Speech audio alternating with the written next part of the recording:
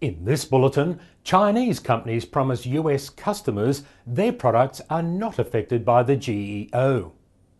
Prices of consumables to increase in India. And Static Control opens a new centre in Germany. From across the planet, Recycling Times keeps you in touch with the latest computer printing news. Hello, I'm David Gibbons and here is the news.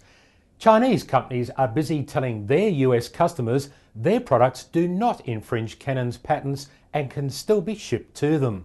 They are saying they have a workaround solution to the newly implemented General Exclusion Order. Nine Star claim in a press release their products do not infringe Canon's patents.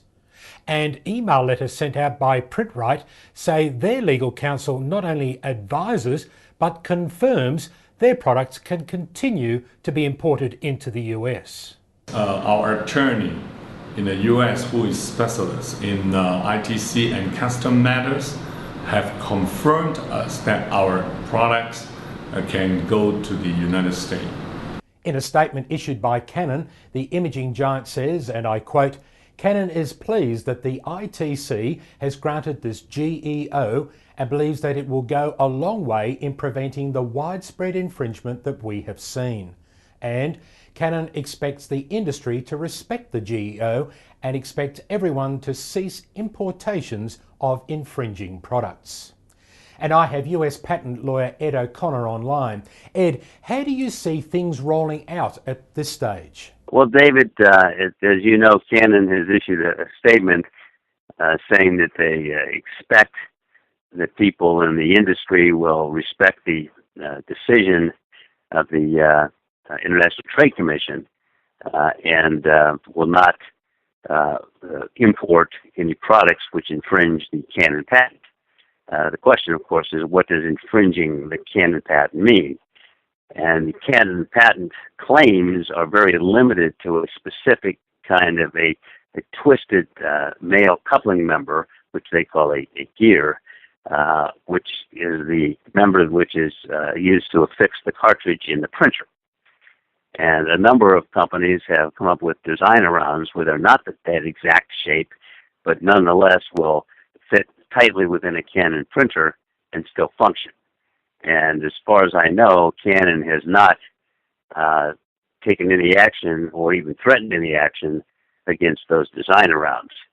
So if those design arounds work, then I think that quite probably the ITC order regarding the Canon patents will be of little or no effect, at least as regard to those people who have successfully designed around it. Thanks, Ed O'Connor.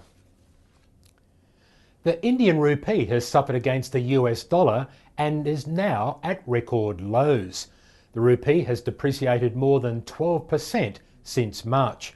Some printer manufacturers, or OEMs, are now saying they will have to raise the prices of printing consumables. Ricoh India has already come out saying they will increase the price on their goods and services by 5 to 8%. Ricoh has already expanded its revenue to 6 billion rupees, or 107 million US dollars, 47% more than the same time last year. The largest manufacturer of components for printer cartridges in the world has opened another centre, this time near Frankfurt in Germany. Static Control Components opened its new office and distribution centre in Butzbach to better support genuine cartridge remanufacturers in Germany, Switzerland and Austria. The region is said to be the largest consumers of printer cartridges in Europe. According to Static Control's website, it now has 30 sales and distribution centres in 28 countries around the world. Many companies in Australia are now signing up for managed document services to not only save money but also reduce their carbon footprint. Managed document services, or MDS, is different to managed print services, which is just about controlling the cost of printing in the office. It's also about reducing CO2 emissions at the same time. Ricoh Australia has signed up 15 of Australia's largest companies into an MDS contract, including supermarket giant Woolworths. And Ricoh have now acquired a solutions provider in Australia's Northern Territory. That's because the region is being seen as one of the strongest growth areas in Australia over the next 10 years. And in brief, consumers in the Middle East were told by HP this week they can print 2 times more than ever before. HP is rolling out its new Ink Advantage system there using the HP 650 and 655 cartridges, promising to double the page yield for the same cost. In order to grow more aggressively in the UK and Ireland, Lexmark has signed an agreement with West Coast. West Coast's sales team are excited about the new range of printers and consumables they have to offer their customers. HP has been ordered by the Federal Court in Australia to pay a $3 million fine for making false or misleading statements to customers and retailers on consumer guarantee rights. All the OEMs are lined up to get a piece of the growing market in India. This week, Konica Minolta opened its first imaging square featuring multi-function printers in Gurgaon, a city near Delhi, costing them $1 million US.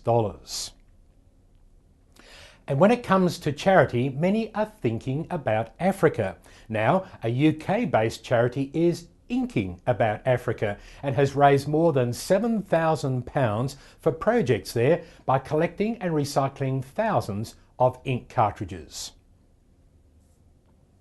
And for more than 100 years, Kodak was the largest consumer of silver, with silver halide being the primary means of capturing images onto film.